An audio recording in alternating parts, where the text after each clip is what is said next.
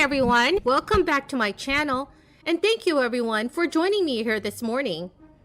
This is your daily news report and fourth stimulus check update. The next round of payments will be sent out to eligible Americans very soon. House Representative Ilhan Omar is urging the Biden administration to quickly pass another stimulus bill. Also, this Friday, I will be announcing more winners of my Amazon gift card giveaway. To enter my giveaway, all you have to do is subscribe to my channel, like this video, and also leave a comment below. Thank you so much, everyone. The next child tax credit payment is about a couple of weeks away. Parents can expect it on August 15th. Qualifying families with children under the age of 6 will receive $300 per child each month. Families with children who are 6 to 17 years old will receive $250 monthly.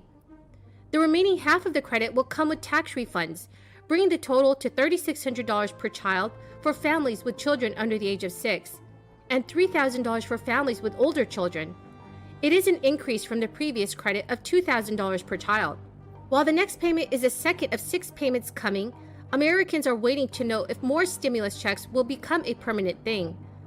Lawmakers have recently proposed legislation that would hand over recurring stimulus checks, or guaranteed income, with monthly payments of up to $1,200 for adults and $600 for children. The two bills, a guaranteed income bill and an alternative economic metric bill, were recently introduced by the progressive Democratic lawmakers. Representative Ilhan Omar wrote in a Twitter post, "It is time we prioritize new economic indicators and economic policies that will prioritize sustainable and equitable growth. Today, we are introducing two bills, a guaranteed income bill and a bill to establish an alternative economic metric." The president's a lawyer, spent 36 years in the Senate, was chairman of the Senate Judiciary Committee, 8 years as vice president, half a year as president. He speaks often about democracy versus autocracy. He's issuing or overseeing this order from the CDC in the face of doubts about its constitutionality, which he seemed to echo yesterday. There's no inconsistency here. The president is, I mean, there are many people out there who say that the president is essentially not giving voice to the ethic that he campaigned on. He didn't call Congress back. He asked Congress to act. It didn't.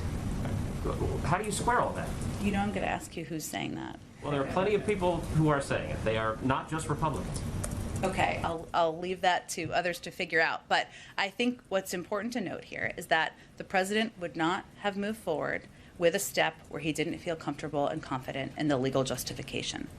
It is also a reality that there are legal steps that have been taken by the Supreme Court in the last few months, and we have spoken to that publicly. We're not going to hide from that. But he asked the CDC and his legal experts to look at what is possible. This is a narrow, targeted moratorium that is different from the national moratorium. It's not an extension of that. It's a different moratorium from a policy and legal standpoint. Meanwhile, the $1.2 trillion infrastructure plan currently on the table in Washington, D.C.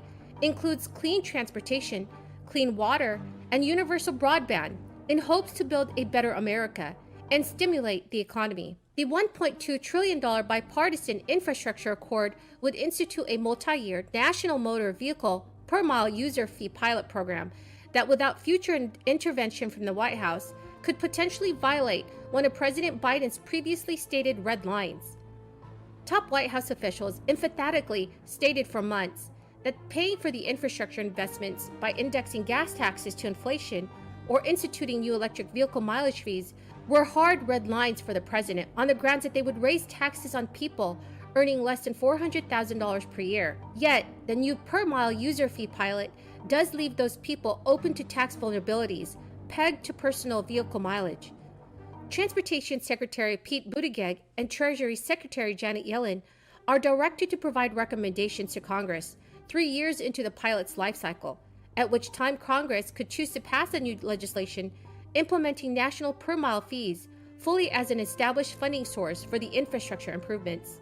White House officials disputed the idea that the inclusion of the pilot program in the infrastructure bill guarantees the establishment of a future nationalized mileage fee and suggested that, depending on how Buttigieg and Yellen's recommendations shake out, the White House could oppose legislation implementing the tax. One White House official said there is literally nothing in the bill that is counter to the president's pledge. This refers to two provisions about research. One gives grants to states if they want to apply to do their own research.